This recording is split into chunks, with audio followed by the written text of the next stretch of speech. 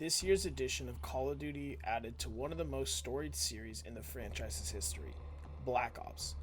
In Call of Duty Black Ops Cold War, Treyarch takes players back to the 1980s with themed maps, simplistic kill streaks, and familiar weapons. This game feels a lot more like Call of Duty from the earlier 2010s rather than the most recent games, but it fails to provide the smooth and nostalgic feel that its predecessors were made famous for. In order to amplify the old school theme, Cold War implements a very simple multiplayer main menu. Players can choose between their desired game modes, the featured playlists, or a private lobby against bots. Readily available at the top are the customizable loadouts and operators, challenges, and barracks. The full settings menu can be found at the bottom left. Settings already includes annoying bugs. Some PC players are not able to customize their input and output devices, causing the sound to play through their monitors instead of their headsets. Ways to fix this have been found through the computer's control panel, but an error like this existing upon release and weeks after does not bode well for Activision. One noticeable characteristic of the Create a Class menu is the small catalog of weapons in all classes. In Call of Duty Modern Warfare, users had 13 assault rifles available. There are only 5 in Cold War. Additionally, there is no excess of perks, equipment, or wildcards.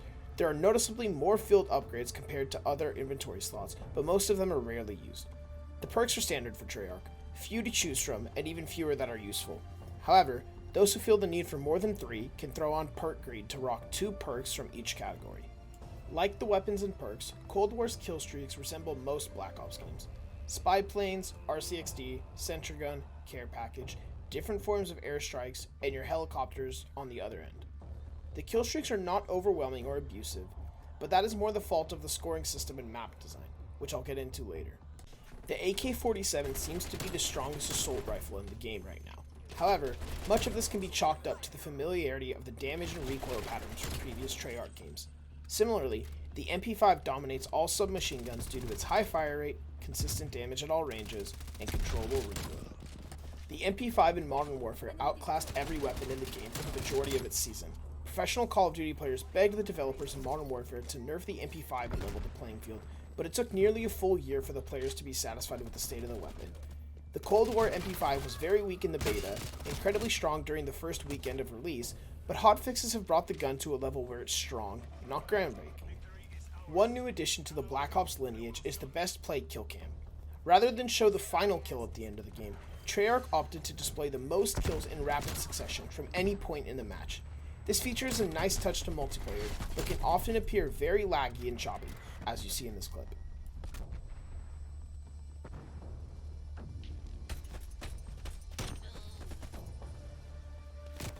As for the way the game plays, it's very inconsistent.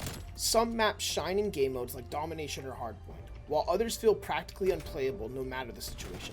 In this clip on Armada, I capture the A flag and proceed to check 5 different choke points while walking 10 steps forward. I barely escaped death from the first opponent, but I was steamrolled by the next 2. Armada feels particularly impossible to play without a pre-made lobby of friends due to how much it rewards spawn trapping and camping. In this game, I tried pushing their flag and was met by 2 enemies holding it.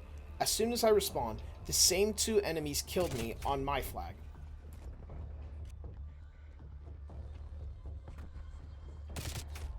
Sadly, Armada isn't the only map that plays this way. Checkmate feels the same for me. The middle of the map is constantly too congested, but the side lanes are frequently policed by opponents on head glitches using long-ranged weapons.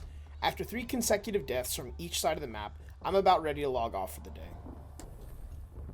I can't even see the opponent that killed me in this clip. However, the kill cam reveals that he was sitting in a window of the plane. This game's graphics are actually quite pleasing, but the colors can make it difficult to see opponents on certain maps. In this clip on Moscow, the sunlight reflecting on the cars and buses made it tough to locate the opponents. This half of Miami is fairly dark, so I had to rely entirely on the red names above my opponent's heads to secure both of these kills.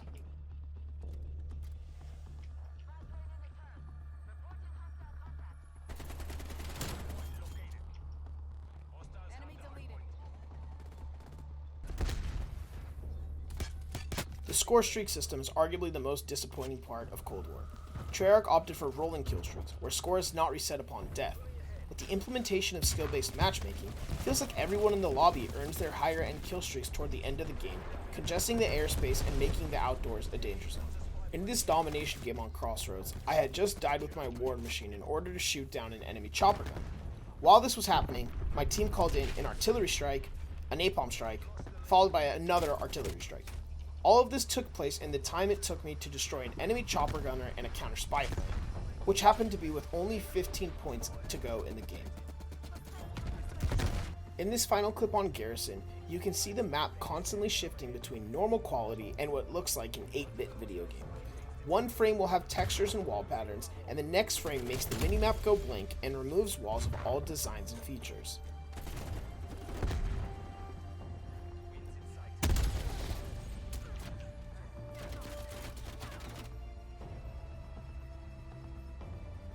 I wish I could say this was a problem only encountered while recording, but that would simply not be the truth.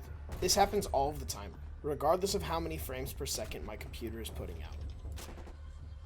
To put it nicely, Call of Duty Black Ops Cold War is very inconsistent. For starters, the full game is 175 gigabytes despite only containing 8 multiplayer maps and 2 zombie maps. This can severely impact gameplay if you're running on a console or PC, depending on the size of your hard or SATA drive. Secondly, the multiplayer rewards camping.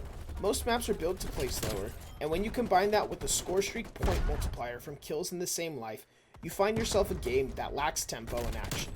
The game is not all bad, however. If you're looking for a casual shooter to play a few games every other day, or a game that's easy to learn for you and your friends, Cold War might be for you. I've been playing Call of Duty since 2008 strictly for multiplayer, so poorly optimized CODs get stale fairly quick for me. However, I've heard good things about the campaign and zombies, and Warzone is going to be reworked for this game in the near future. If you're into any of those game modes, I would not give up on Cold War just yet. In my opinion, Cold War is a very underwhelming game upon release, but future updates could easily change the course of this game.